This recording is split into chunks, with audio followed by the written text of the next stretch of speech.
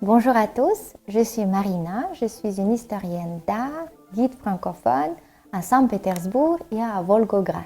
Aujourd'hui, je voulais vous donner une sorte de carte pour comprendre l'histoire de la Russie. Bien sûr que c'est une histoire immense, très complexe, mais quand même on peut la diviser en grandes étapes. Donc, si vous débutez, voici les moments clés à savoir. Tout commence en 862, cette date on apprend même à l'école, on commence l'histoire de la Russie avec cette date. Rurik devient le prince de Novgorod. Quelques décennies plus tard, Kiev devient le centre d'un nouveau État.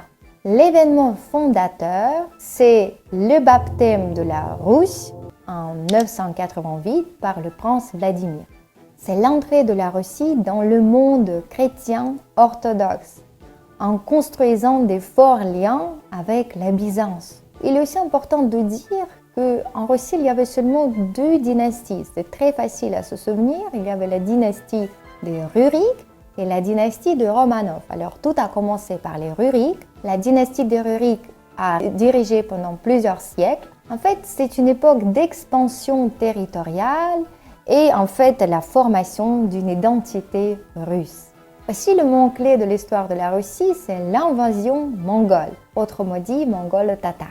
En 1237, les armées du Batu Khan, petit-fils du Chinggis Khan, envahissent la Russie. Les villes sont détruites, la Russie vit sous le joug tatar-mongol pendant 2 siècles.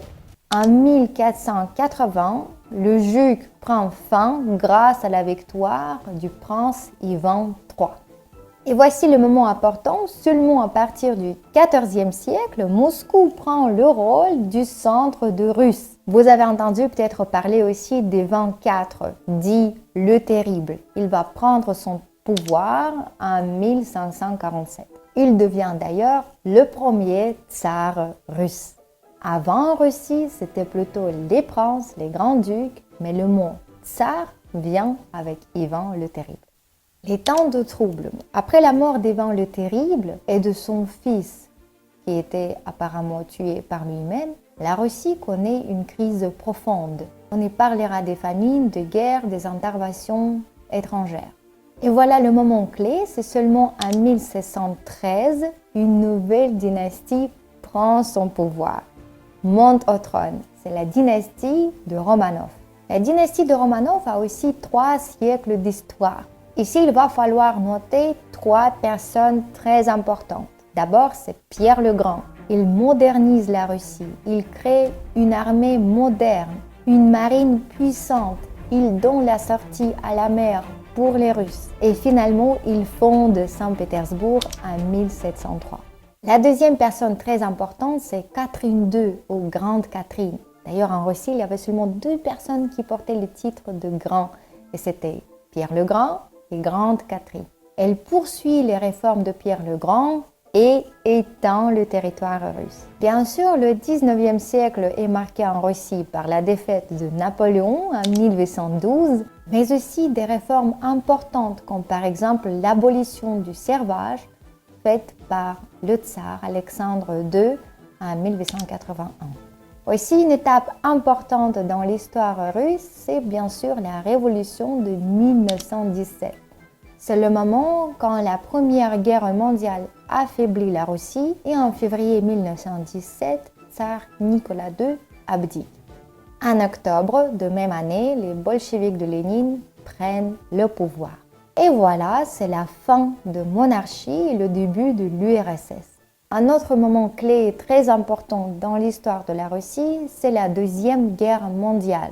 Pour la Russie, c'est la Grande Guerre patriotique. L'URSS perd environ 27 millions de vies, mais prend la victoire contre l'Allemagne nazie. Ici, il va falloir parler des batailles de Stalingrad et de Kursk qui sont décisives.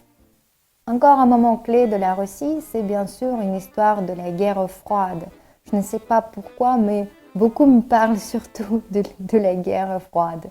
De 1945 jusqu'à la chute de l'URSS en 1991, l'URSS devient une vraie puissance mondiale. Mais les années 1980, que vous connaissez peut-être par le nom de perestroïka, apporte des réformes, mais en même temps des crises. Et en décembre 1991, l'Union soviétique disparaît et la Russie devient un État indépendant. C'est cet État que nous connaissons aujourd'hui. Voilà, si vous retenez déjà ces étapes, vous avez déjà une carte pour comprendre l'histoire de la Russie. Bien sûr, chaque période mérite des heures, des années d'études, mais ce résumé vous donne une base solide pour aller plus loin. Si vous aimez l'histoire de la Russie ou vous préférez une période particulière, vous pouvez m'écrire dans les commentaires et je vais essayer de faire ma prochaine vidéo sur ce sujet.